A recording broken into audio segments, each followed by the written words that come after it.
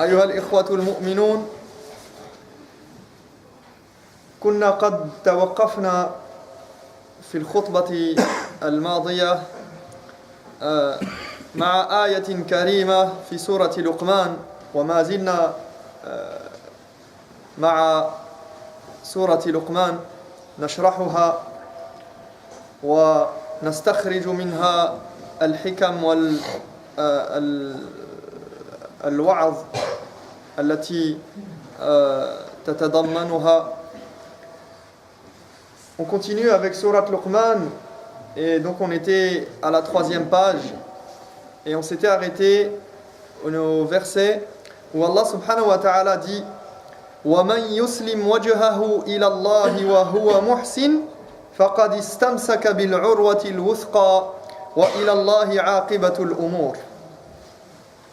Dans ce verset, Allah subhanahu wa ta'ala nous dit: quiconque oriente son visage, littéralement, quiconque oriente son visage et soumet son visage et se soumet à Dieu, tout en s'appliquant à faire de son mieux dans sa pratique, ce sera assuré la position la plus solide et il tiendra quelque chose de ferme et de solide, car c'est de Dieu que dépend l'issue de toutes choses et vers qui toutes les choses retourneront.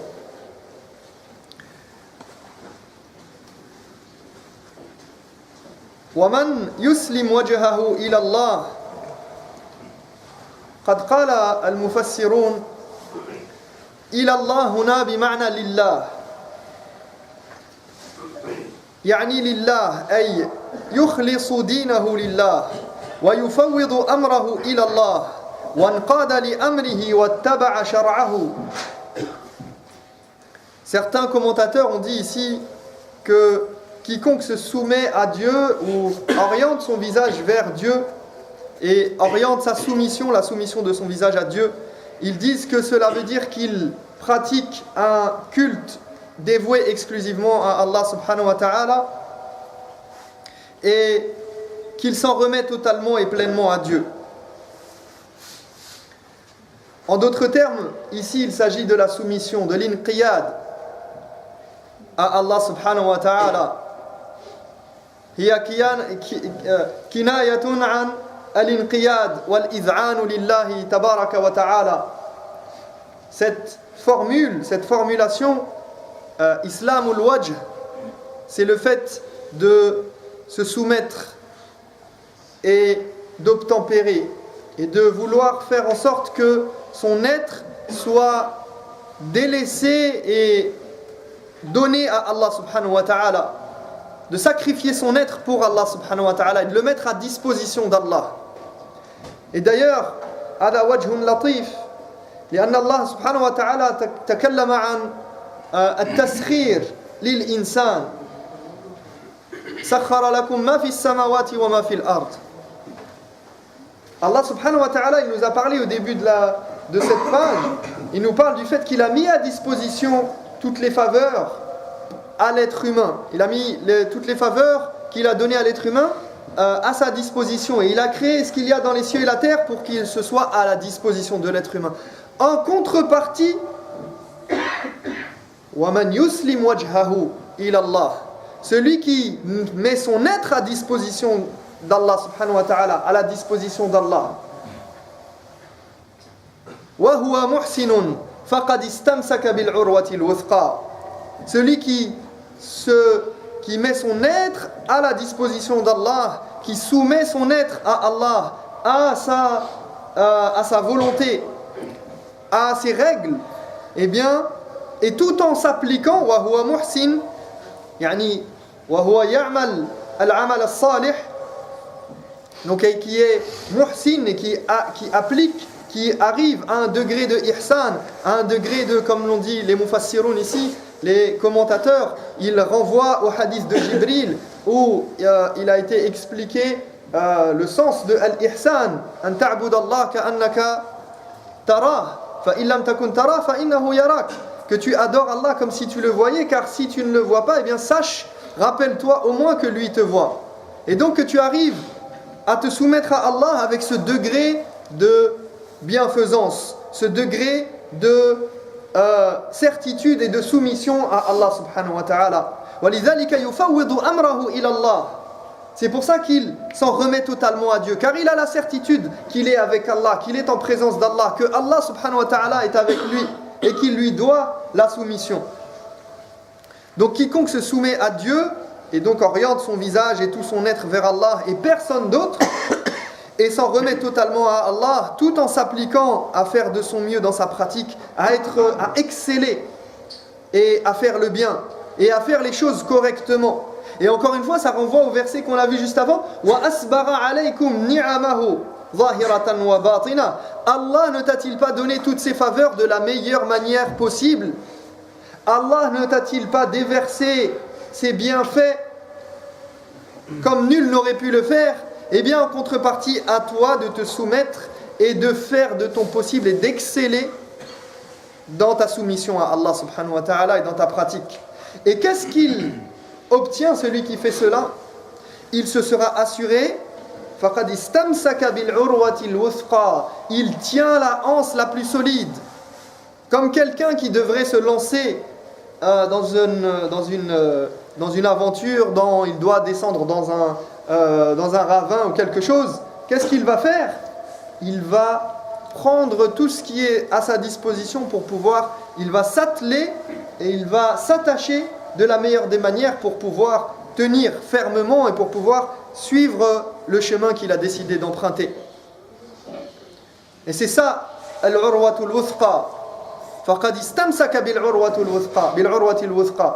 Lorsque il s'est soumis à Allah subhanahu wa ta'ala et qu'il a pris le chemin d'Allah, eh bien, qu'il sache qu'il a emprunté, qu'il tient fermement entre ses mains ce qui va lui permettre d'avancer sans dévier, sans partir à droite et à gauche, sans être détourné. Parce il est question ici d'être détourné ou non de la guidée d'Allah subhanahu wa ta'ala. فَقَدْ اسْتَمْسَكَ بِالْعُرْوَةِ الْوُثْقَى وَإِلَى اللَّهِ عَاقِبَةُ الْأُمُورِ. Donc وَمَنْ يُسْلِمْ وَجْهَهُ إِلَى اللَّهِ. Et comme je l'ai dit, certains ont fait la distinction entre ilallah et lillah, et il y a cette idée de ilallah, de s'en remettre à Dieu et comme si on s'abandonnait à Dieu, à Allah subhanahu wa ta'ala. Et donc, celui qui fait cela, eh bien, il est sûr d'être sur le droit chemin.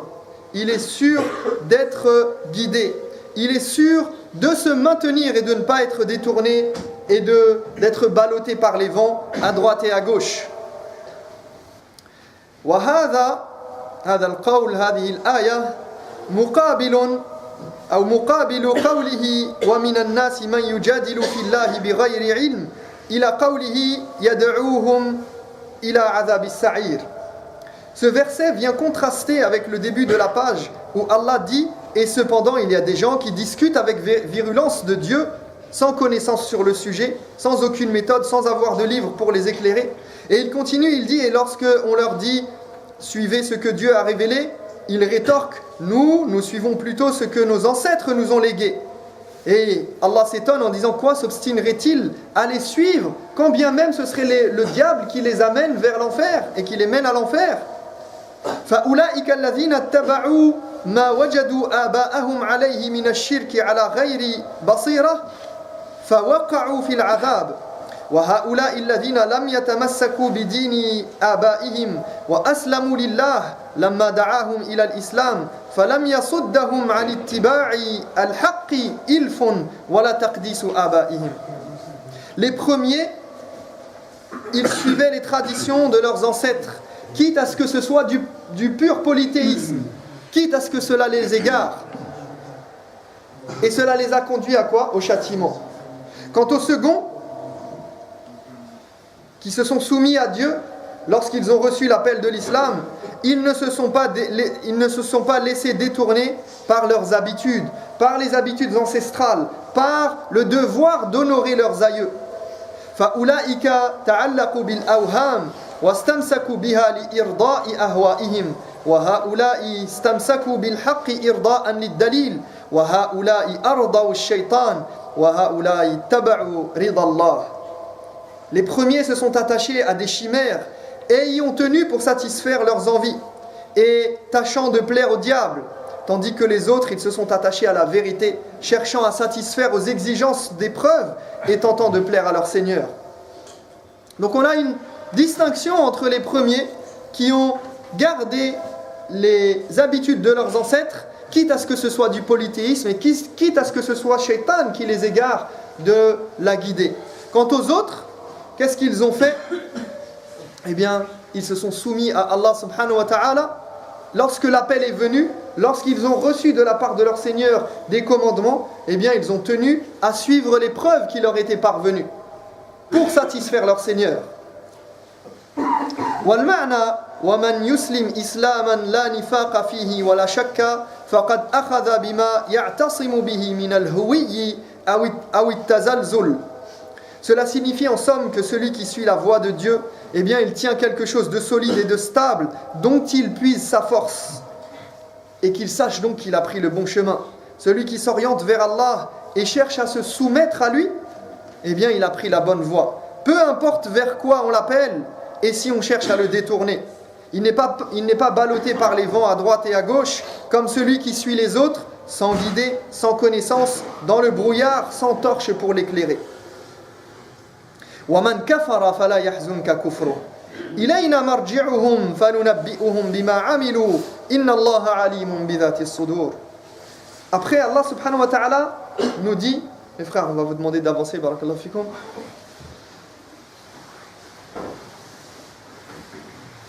Et il s'adresse à celui qui chemine vers Allah et qui souhaite se soumettre. Il dit que l'impiété des incrédules et que l'ingratitude de ceux qui n'ont pas voulu suivre le chemin d'Allah ne t'afflige point. C'est vers nous que se fera leur retour et nous les mettrons alors en face de leurs actes, car Dieu connaît parfaitement ce que recèlent les cœurs. En d'autres termes, cela ne doit pas t'affecter et cela ne te causera pas de tort. Ne sois pas pris de pitié pour ceux qui renient et qui ne suivent pas le chemin d'Allah. Ils suivront le chemin d'Allah, ils retourneront vers Allah subhanahu wa ta'ala bon gré mal gré. Qu'ils le veuillent ou non, ils seront obligés un jour ou l'autre de se soumettre à sa décision et à son ordre. Puisque leur vie ne dépend pas de eux-mêmes et dépend d'Allah subhanahu wa ta'ala, leur mort et leur vie. Et ici il nous dit ne sois pas déstabilisé par le fait que des gens renient, par le fait que tu trouves sur ton chemin des gens qui vont essayer de te détourner et tu ne vas pas comprendre comment ça se fait qu'ils renient Allah subhanahu wa ta'ala, ils renient les faveurs d'Allah. Mais Allah nous dit ne sois pas déstabilisé car cela peut te détourner. Parfois on se laisse berner et on suit les autres juste parce qu'on a pitié d'eux, juste pour les réconforter et les conforter dans leur position, non pas parce qu'on est convaincu du bien fondé de ce qu'ils font. C'est-à-dire simplement parce que la personne, eh bien, tu as de la compassion pour elle, eh bien, tu vas chercher à aller avec elle, à l'accompagner. Alors qu'Allah subhanahu wa ta'ala nous dit ne t'inquiète pas et ne t'afflige pas et que cela ne te rende pas triste. Ne sois pas attristé par le comportement de certains. Ne t'occupe pas de chacun ce qu'il fait, occupe-toi de toi, de ce que tu dois faire et de ta mission sur terre, de ton rôle et de ce qu'Allah subhanahu wa ta'ala attend de toi. Numatti'uhum qalila thumma nattarruhum ila 'adhabin ghalidh. Nous les laisserons se divertir pendant quelque temps, puis nous les contraindrons à subir d'immenses tourments. Encore le divertissement. Numatti'uhum, nous les laisserons jouir de la vie, avoir des plaisirs. Et encore une fois, ne sois pas leurré par la quantité de leur divertissement et la diversité de leurs plaisirs et de leurs jouissances sur terre. Ne sois pas leurré, ne sois pas détourné par le faste, par les choses qui brillent, par les plaisirs que tu peux voir chez certains dont ils peuvent jouir.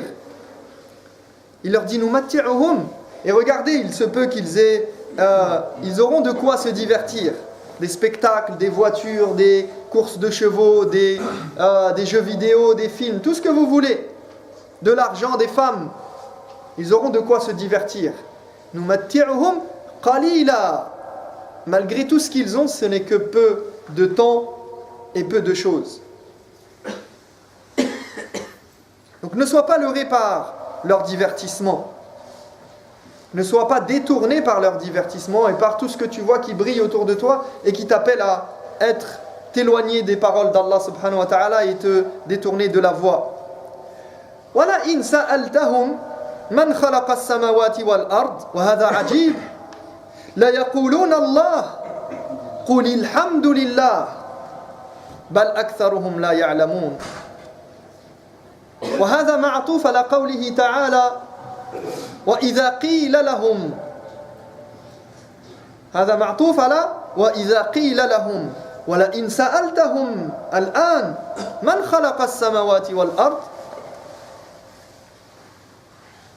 Allah subhanahu wa ta'ala nous dit ici, et pourtant si jamais tu leur demandes, et ça c'est étonnant, tu leur demandes qui a créé les cieux et la terre, peut-être que parmi eux, certains te répondront, et c'était le cas des Qurayshites, ils répondront sûrement, c'est Allah.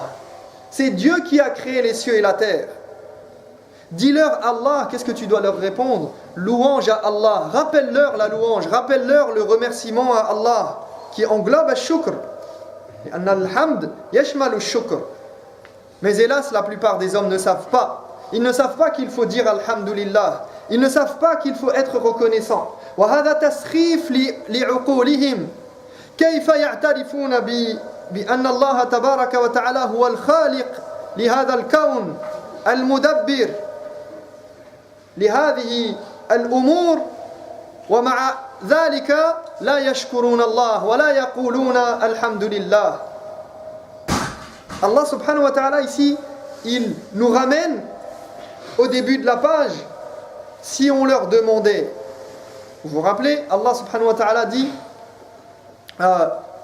et si tu leur demandais, ou plutôt et si tu leur disais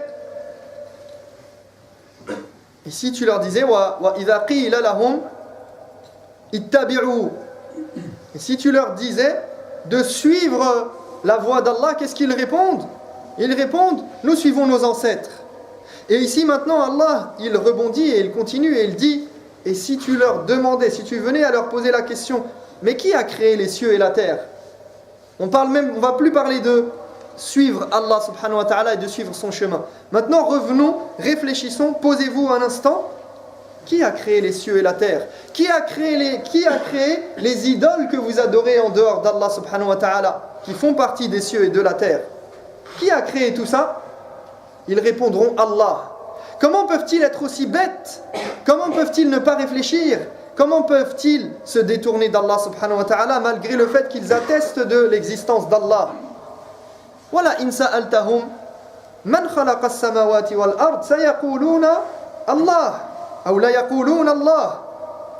Qul alhamdulillah. Rappelle-les à l'ordre et dis alhamdulillah. Dis-leur qu'il faut dire alhamdulillah et qu'il faudrait être reconnaissant envers votre Seigneur, envers celui qui a créé les cieux et la terre. Mais la plupart d'entre eux ne le savent pas. La plupart d'entre eux ne le savent pas et ne voudront même pas le savoir. فنسأل الله تبارك وتعالى أن يجعلنا من الذين يستمعون القول فيتبعون أحسنه أولئك الذين هداهم الله وأولئك هم أولو الألباب. أقول قولي هذا وأستغفر الله لي ولكم فاستغفروه إنه هو الغفور الرحيم. أما بعد فيقول الله تبارك وتعالى لله ما في السماوات والأرض إن الله هو الغني الحميد. Allah continue et il nous dit, c'est à Dieu qu'appartient tout ce qui est dans les cieux et tout ce qui est sur la terre.